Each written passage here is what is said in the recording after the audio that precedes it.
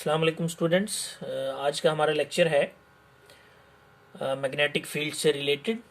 Previously हमने पढ़ा था कि how a force a magnetic force act on a charge particle. ठीक है, और उसके उसके कुछ कॉन्सिक्वेंसेस हैं जो हम आज डिस्कस करेंगे।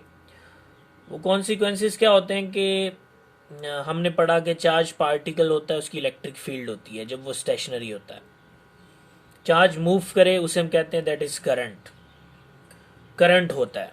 ठीक है, उससे प्रीवियसली हमने पढ़ा कि when we place a charge particle in certain magnetic field, तो उस चार्ज पार्टिकल पे फोर्स एक्ट करती है।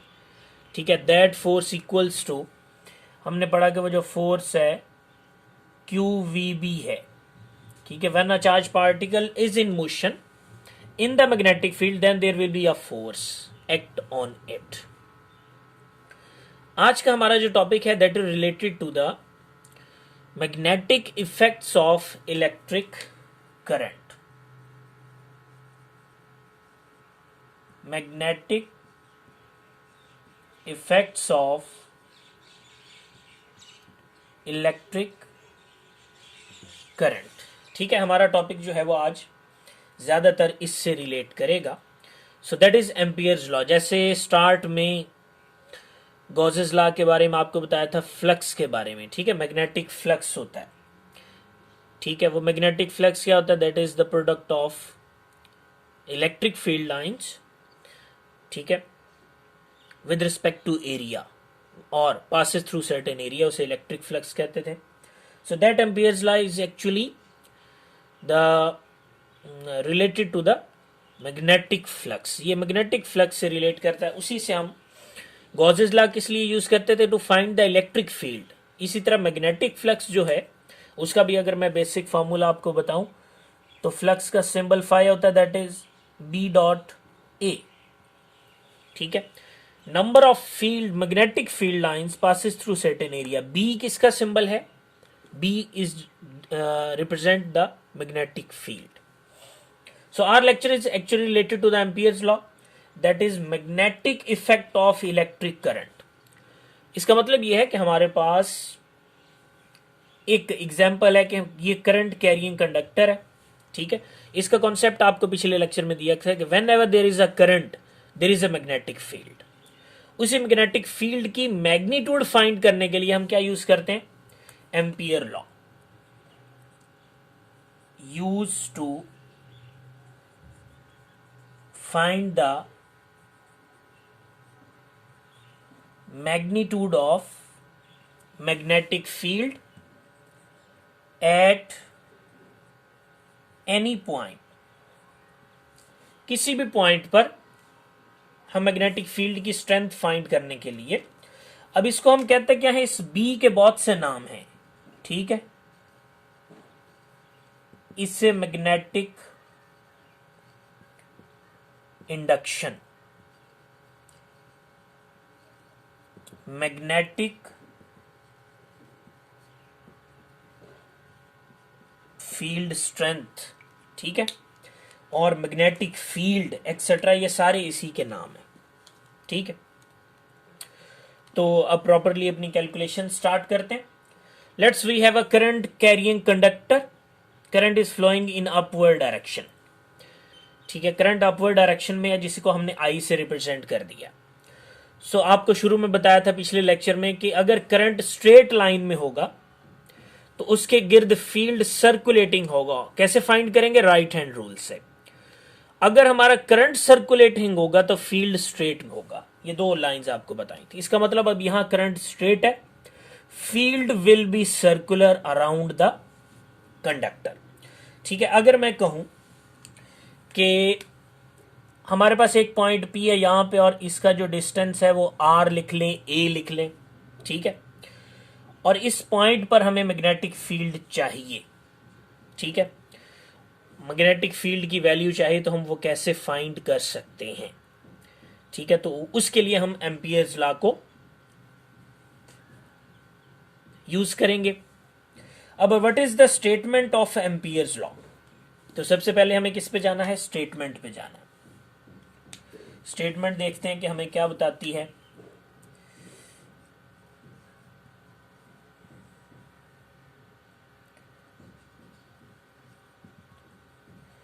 According to the statement of ampere's law, ampere circular law भी कहते हैं, the line integral of magnetic induction, line integral हमें लेना है, ठीक है।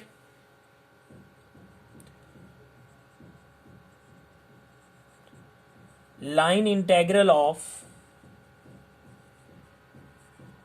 मैग्नेटिक इंडक्शन,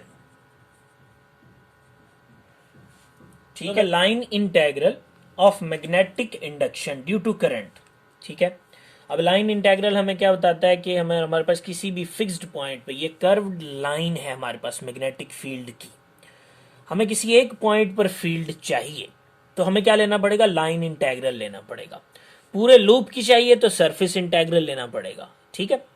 तो अगर पूरे रीजन में चाहिए तो वॉल्यूम इंटेग्रल, ये हमने पढ़ा था स्टार्ट में। मैकेनिक्स की टर्म्स हैं कि लाइन इंटेग्रल क्या होता है।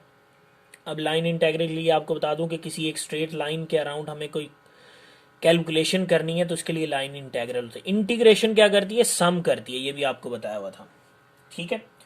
तो इसीलिए so that is line integral of magnetic induction due to current. अब मैग्नेटिक इंडक्शन का सिंबल क्या है हमारे पास, बी लिख सकते हैं, ठीक है, ड्यू टू करंट आई, ठीक है, around any closed loop, around any closed loop, ठीक है, इज किसके बराबर होती है, म्यू नॉट। अब म्यू नॉट भी आपको बताएंगे, times the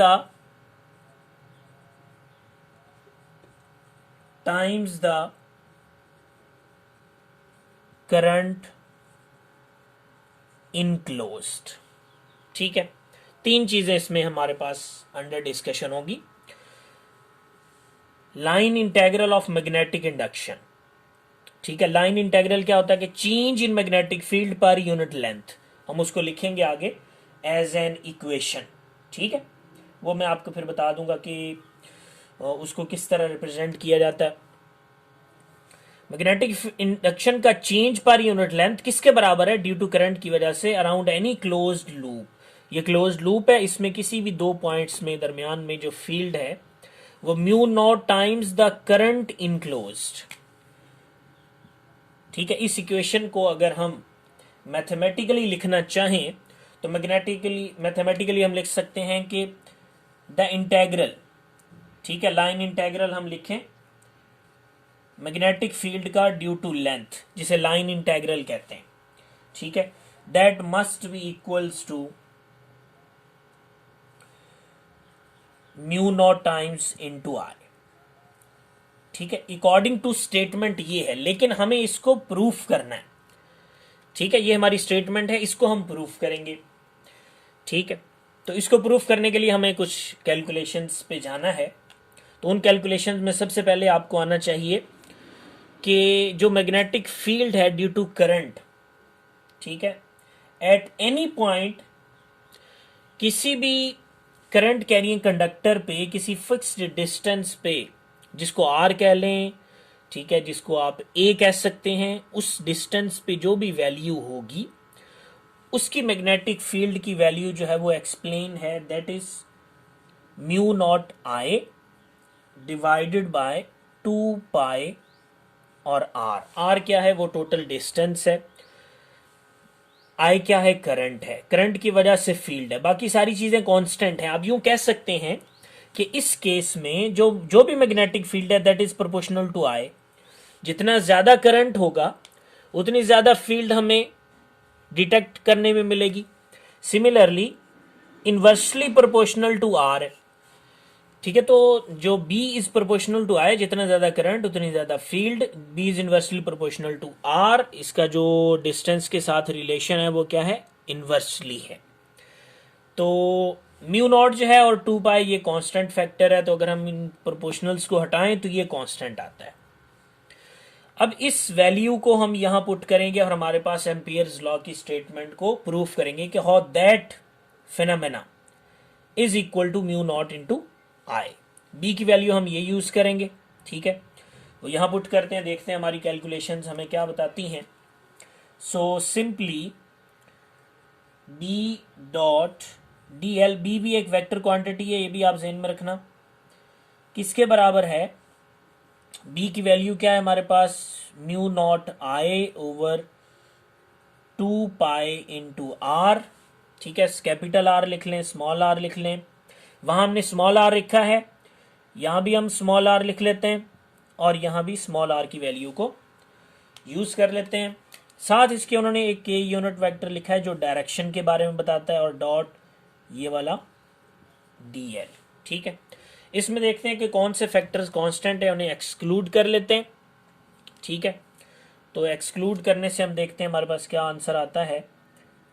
mu not I भी कांस्टेंट है divided by 2 pi into r, और इंटेग्रल हमारा सिर्फ बच जाएगा यूनिट वेक्टर पे और चेंज इन लेंथ पे, ठीक है।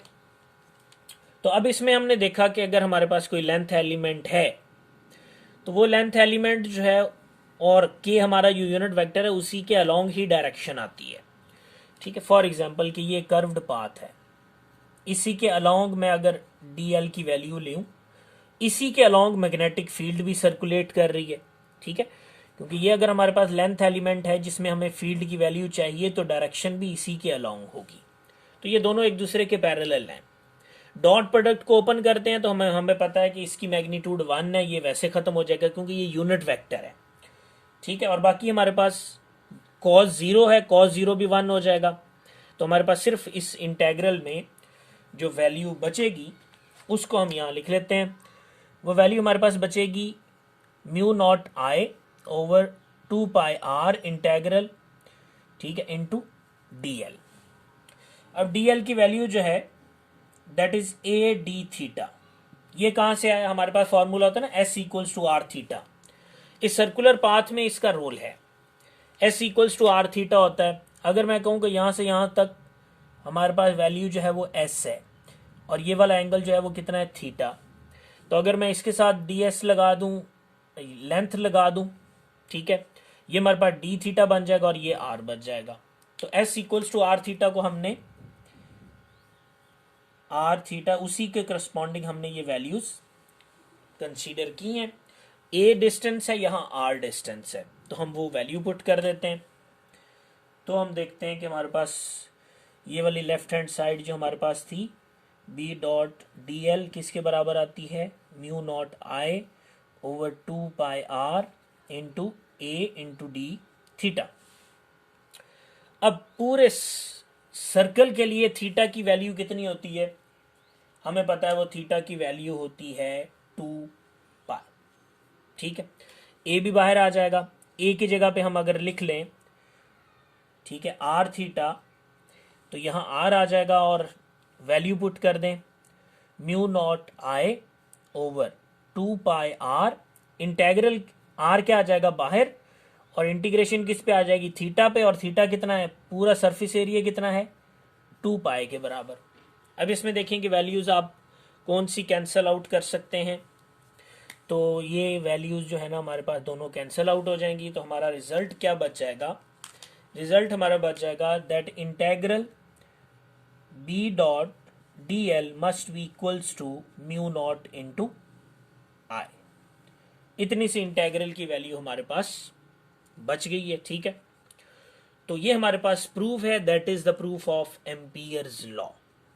एम्पियर्स लॉ हमें क्या बताता है, that defines the magnetic field at any point that is used to find the magnetic field B, ठीक है। इसी पॉइंट पर, किसी भी पॉइंट पर हमें फील्ड फाइंड करने के लिए ये यूज किया जाता है, ठीक हो गया। तो अब हम नेक्स्ट जो है वो हम इसकी एक एप्लीकेशन पढ़ लेंगे। एप्लीकेशन है the magnetic field due to solenoid, ठीक है, इसे इंटेग्रल फॉर्म भी कहते हैं। तो आज तक के लिए इतना ही।